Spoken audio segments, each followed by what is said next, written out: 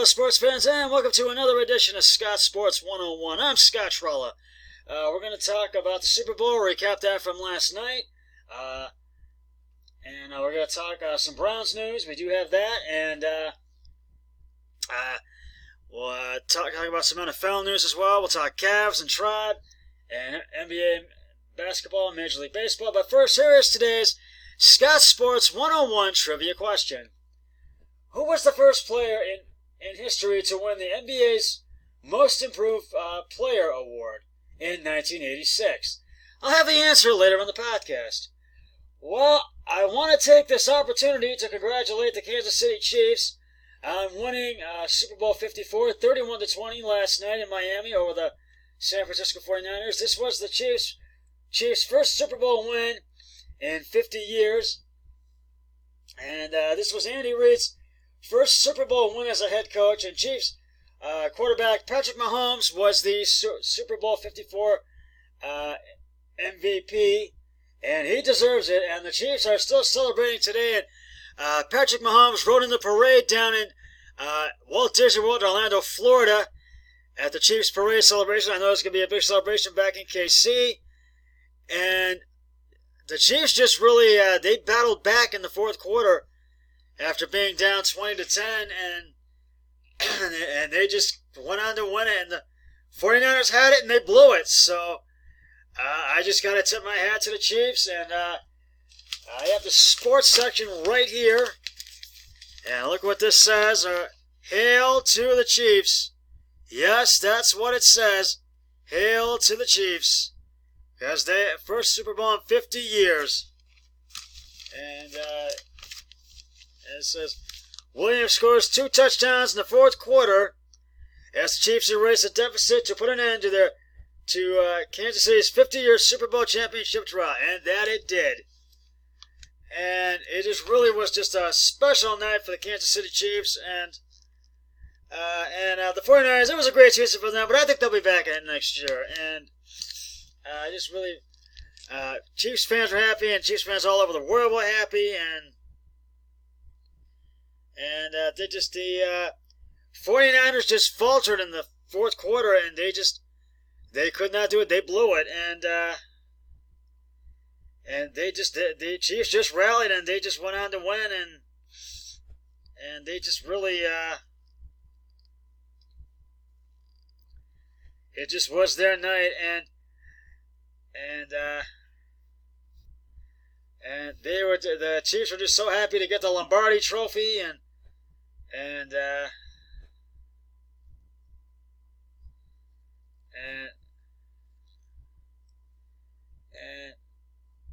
this was they were celebrating, and this is a victory of what should be a hall of Andy Reid's Hall of Fame career, and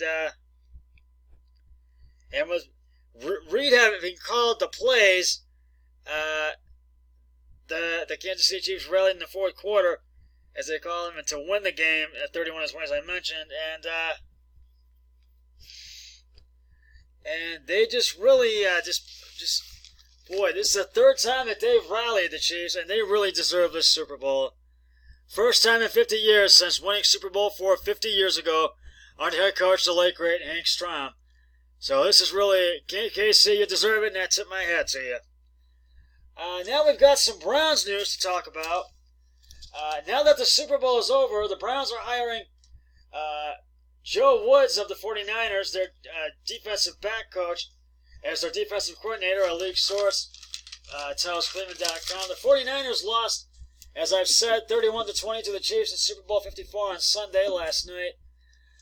Opening the doors for Woods, the 49ers defensive backs coach and passing game coordinator, to join Kevin Stefanski and his fellow former Vikings assistant. And the hiring will be official soon. Woods told Cleveland.com on Wednesday at Super Bowl availability that working with Stefanski would be a natural fit. Now, with Kevin, I've had a relationship with him, coaching on the same staff, he said. Now, so that if that were to happen, I feel it would be a very easy a seamless transition. There's a trust factor there. There. He knows my work ethic. He saw me in the building for 8 years, so he knows what I am all about. So I don't think there would be a problem there. Woods is expected to run the best defensive front of his existing Browns players.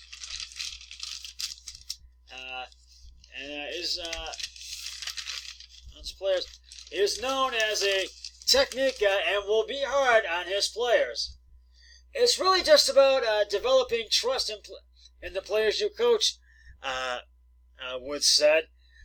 I really believe in being fundamentally sound and technique sound. I really had great mentors growing up in the business, with Mike Tomlin being probably the biggest one. He taught me to look at the game in a different way. And I kind of took off from there, but I put a lot of time in trying to teach proper technique and then let the talent show from there.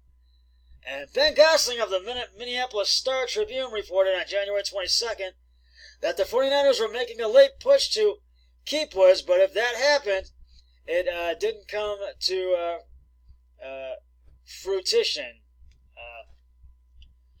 49ers defensive coordinator Robert Saleh was a finalist for the Browns head coaching job along with Kevin Stefanski.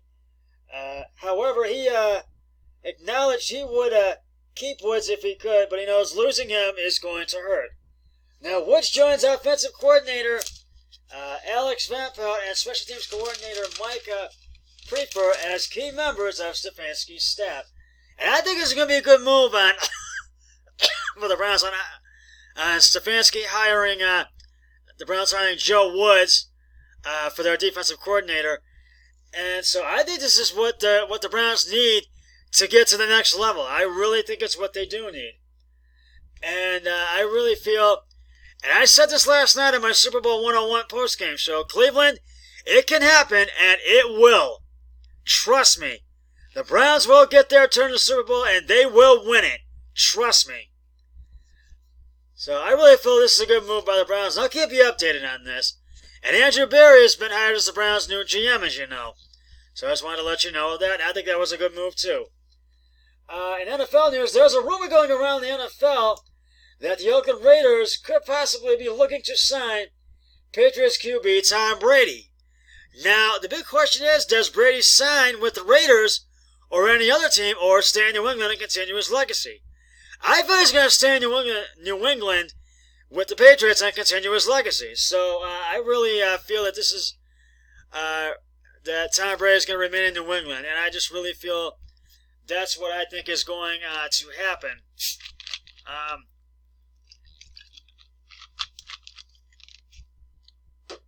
And I agree with Bull and the Fox. So I was listening to him on my way home from work on 92.3 The Fan. I agree with them. I think Tom Brady will remain in New England with the Patriots and continue his legacy there. Turning now to the Cavs and the NBA. The Cavs lost in overtime to the New York Knicks 139-134 at Rocket Mortgage Fieldhouse Arena. The Cavs led after the first quarter, and they were up by 4, 37-33, and then they were down by 1 at halftime, and then 63-62, and then they were down. They were up at the end of the third quarter, 100-95, and then it got tied at one. I think it was 116 apiece, and then actually 127 apiece, and then and then it went in overtime, and then the Knicks just pulled away, and they got the win. And Kevin Stefanski had 33 points, Colin Sexton 29 points, and C.D. Osman had 18 points. So Cavs fought at 13-38, and they'll have to try to bounce back from this. I think the next game is Wednesday. I think. Check me if I'm wrong. We'll talk Tribe in just a moment in Major League Baseball. But first, it's time to reveal the answer to today's Scott Sports 101 trivia question. Who was the first player in history to win the NBA's Most Improved Player award in 1986? And if you said Alvin Robertson, you are correct. The legendary Alvin Robertson of the San Antonio Spurs took home the first Most Valuable Player award in 1986, following respectively in the preceding years by Dale Ellis, Kevin Duckworth, and Kevin Johnson. I'll have another trivia question on my next podcast, so stay tuned for that. We are now 2 weeks away from Tribe pitchers and catchers and Major League Baseball pitchers and catchers of all the Major League teams reporting for spring training, and we'll see who is coming back. And we know Frankie Lindor is going to be back with the team. And he loves the Indians. He wants to stay here in Cleveland. He wants to win for the Tribe, and he's waiting to see what the Indians are going to do. He's looking for the big pay. He wants a big paycheck, and he knows he can get with other teams, but he wants to see what the Tribe's going to do, and he wants to win for Cleveland. He wants to be here. So we will see what happens, and opening day for the Tribe is March 26th. And that will be and I'll let you know they're playing when it gets a little closer. And that is about a month and a half away, so we're coming close. So I'm ready for baseball, so we'll see. And the NFL draft is April 23rd, which is just about a couple of months away, 2.5 months away to be precise. And I'll be broadcasting live for round one from my really good friend Matt Murphy's house, the home of my friends, the Murphy house, home of my friends Matt and Katie Murphy. You heard me say Matt Murphy. And my special guest joining me will be none other than my really good friend Matt Murphy. And we'll have a whole first round for you. We'll talk Browns. We'll talk all NFL football. So I'm looking forward to that. And we will be podcasting continuously until the first round has concluded. And I will be also doing the other rounds for Friday and Saturday as well, leading up to pick 254, Mr. Irrelevant. And so I'll keep mentioning that until it gets closer, as I get closer to doing it. Well, that's just about going to wrap it up for this edition of Scott Sports 101. I'll be back with another podcast on Wednesday. But until then, always remember, be a team player each and every day in every way possible. So long, everybody.